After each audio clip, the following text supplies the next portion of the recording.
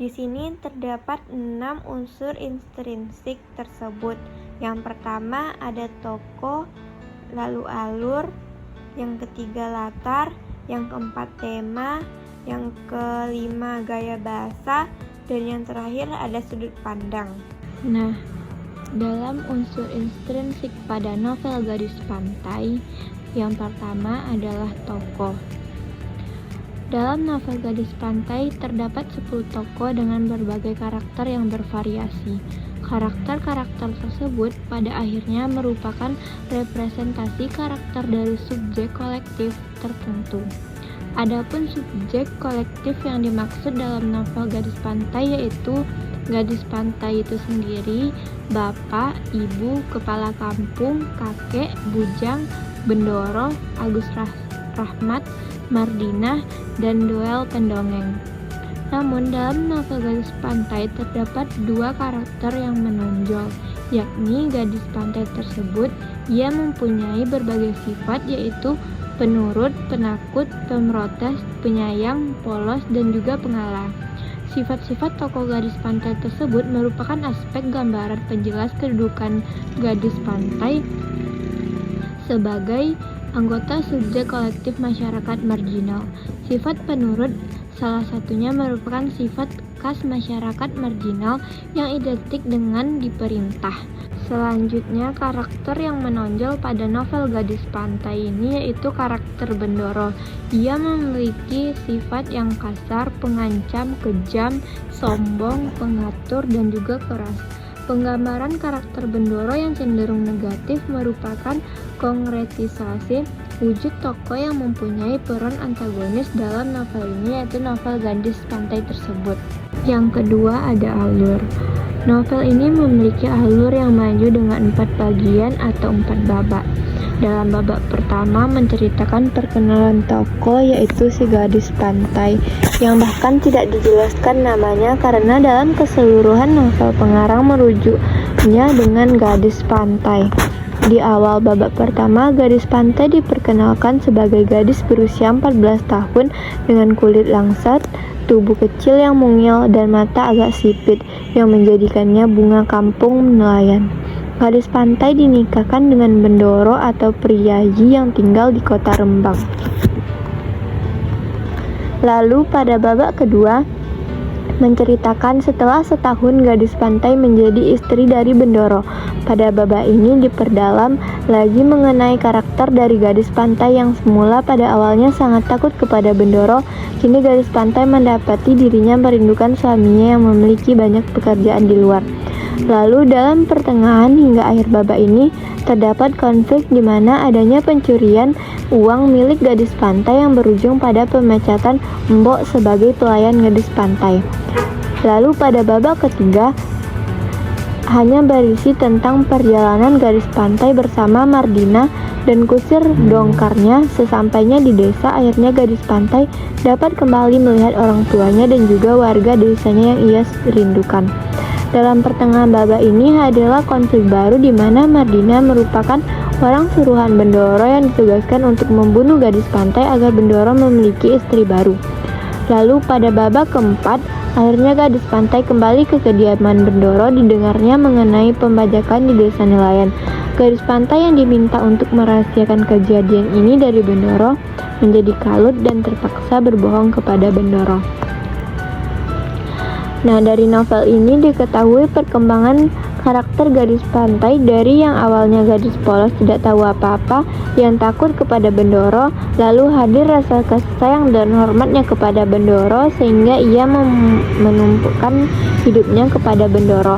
Namun ia sadar jika Bendoro hanyalah lelaki yang tidak baik. Unsur intrinsik yang ketiga yaitu latar.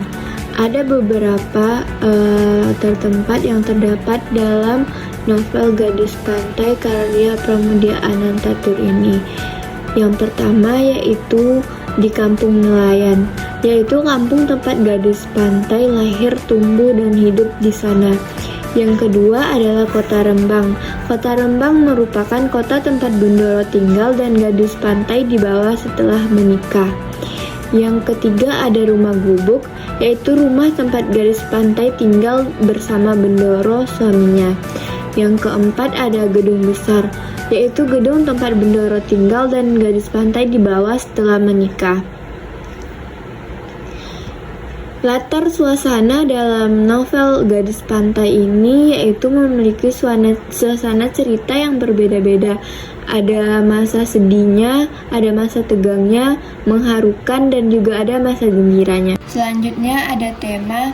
Tema dalam novel Gadis Pantai ini adalah menceritakan tentang pengorbanan seorang gadis pantai yang rela dinikahkan oleh Bendoro untuk mewujudkan keinginan orang tuanya demi dinaikkan derajatnya. Novel ini juga menyoroti feodalisme Jawa yang tidak memiliki adab dan kemanusiaan, serta hubungan tidak harmonis antara rakyat dari golongan bawah dengan rakyat golongan atas atau ningrat. Selanjutnya ada gaya bahasa. Ada beberapa gaya bahasa yang terdapat dalam novel Gadis Pantai karya Pramudia Anantatur ini. Yang pertama yaitu ada majas perumpamaan. Contoh majas perumpamaan itu yaitu tertinggal gadis pantai seorang diri dalam ruangan besar yang tak pernah diinjaknya semula, laksana seekor tikus di dalam perangkap. Yang kedua ada majas metafora. Contoh kalimatnya yaitu dinding-dinding batu tebal itu bisu kelabu tanpa hati. Yang ketiga ada gaya bahasa retoris, yaitu pencitraan digunakan untuk menggambarkan suasana dan perasaan tokoh. Contoh kalimatnya yaitu sedu sedannya tertahan, timbul tenggelam dalam kesenyapan pagi seakan kepingan-kepingan jiwanya sendiri yang pecah-pecah. Yang keempat ada kata yang bermakna lampau. Contohnya sahaya berarti hamba atau abdi pada zaman dahulu. Sekarang disebut dengan kalimat saya. Yang kelima ada gaya bahasa figuratif. Gaya bahasa figuratif digunakan untuk menggambarkan suasana dan perasaan tokoh. Contohnya itu seperti yang tadi, dinding-dinding batu tebal itu bisu kelabu tanpa hati. Unsur intrinsik selanjutnya yaitu sudut pandang. Nah, dalam novel Gadis Pantai ini, sudut pandang yang digunakan ialah pengarang serba tahu atau orang ketiga serba tahu, yaitu menyampaikan kisah dari segala sudut. Artinya, pengarang berada di luar teks dan menyebut para tokoh dengan kata ganti dia atau ia dan bisa juga dengan nama. Yang selanjutnya yaitu unsur ekstrinsik pada Gadis Pantai. Pramudia Anantatur yang biasa dipanggil Pram lahir di Blora, Jawa Timur. Pramudia Anantatur adalah salah satu sastrawan besar yang pernah dimiliki Indonesia.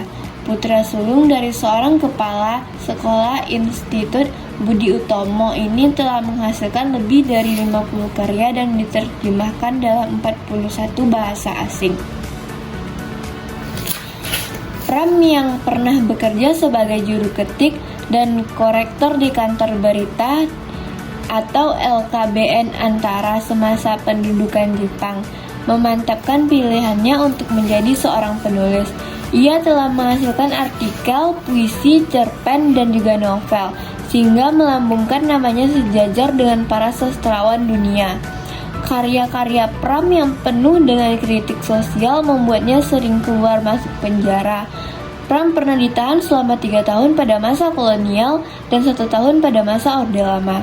Kemudian selama Orde Baru, ia ditahan selama 14 tahun sebagai tahanan politik tanpa proses pengadilan.